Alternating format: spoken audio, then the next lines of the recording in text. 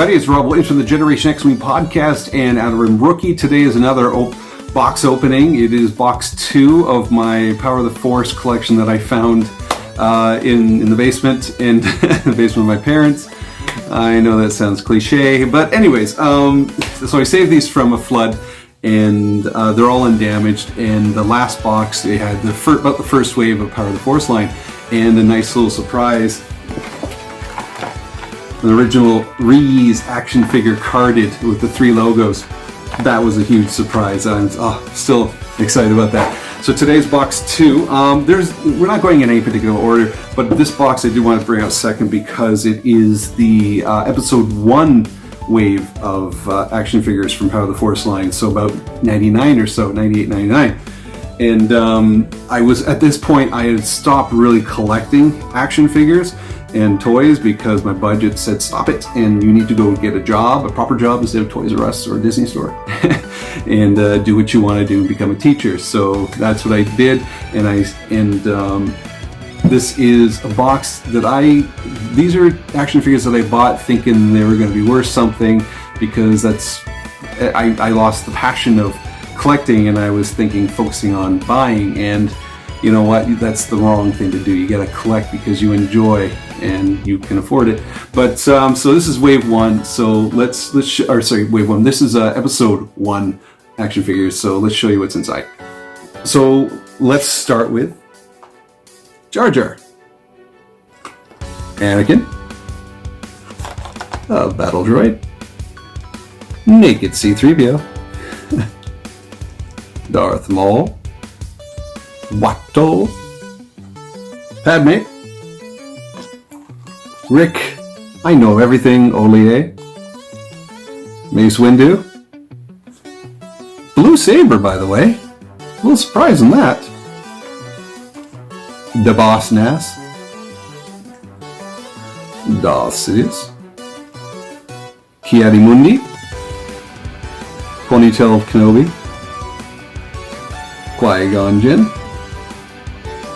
Chancellor Valorum, kneel before Zod, cloaked Darth Maul, Senator Palpatine with robot droid, camera droid, Queen Amidala, Gasgano and pit droid, and that's it. Although I swear I had a Queen Amidala in their full gown, so it's not here. I wonder if it's in another box. We'll find out later. Disappointing if it wasn't in here.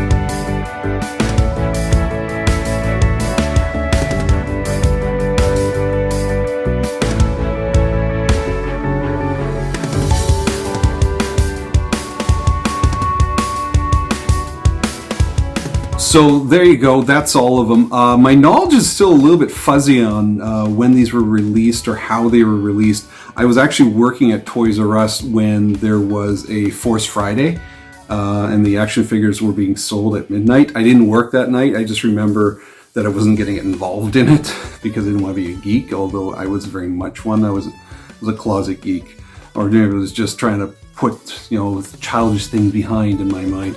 But either way, I thought I had a Queen Amidala or even a C.O. Bibble, because we got to have our C.O. Bibble. But I thought I had that. Maybe it's in another box. A couple things that surprised me were, like I said, a blue saber for Mace Windu, but I guess we didn't see a saber in episode 1. We didn't see him light up the purple saber, so that's pretty cool.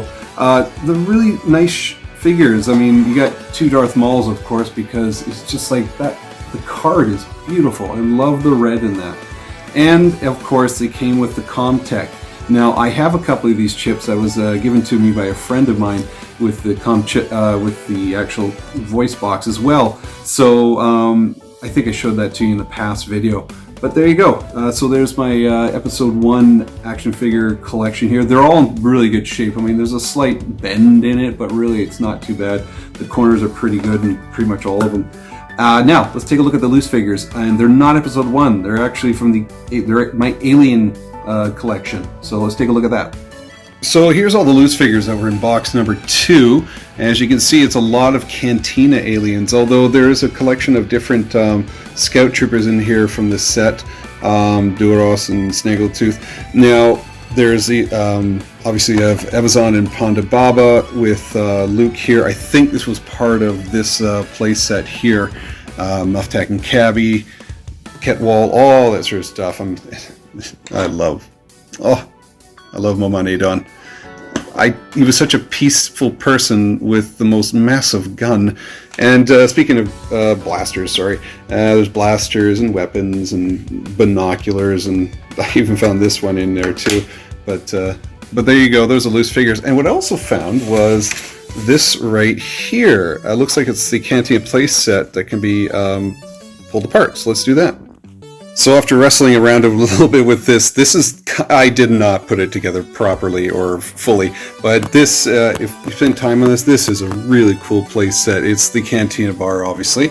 Now things have to come down a bit, but all made of paper, folded paper.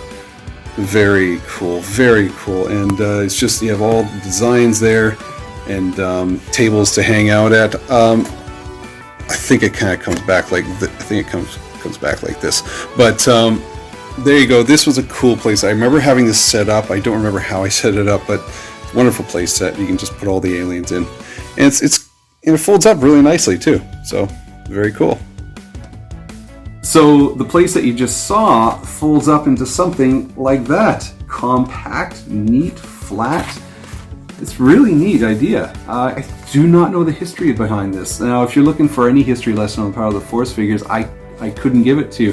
You need to listen to my friends at the Sandcrawlers Podcast for that, link below. But it's just this really cool. I'm enjoying opening up this box and opening up all these boxes and seeing what's inside. And I don't know if this was the first wave of episode 1 figures. I'm feeling that the Comtech cards did not come with the first wave. And I don't remember them coming with it, but what do I know? I need Rick Ollier to explain everything to me here.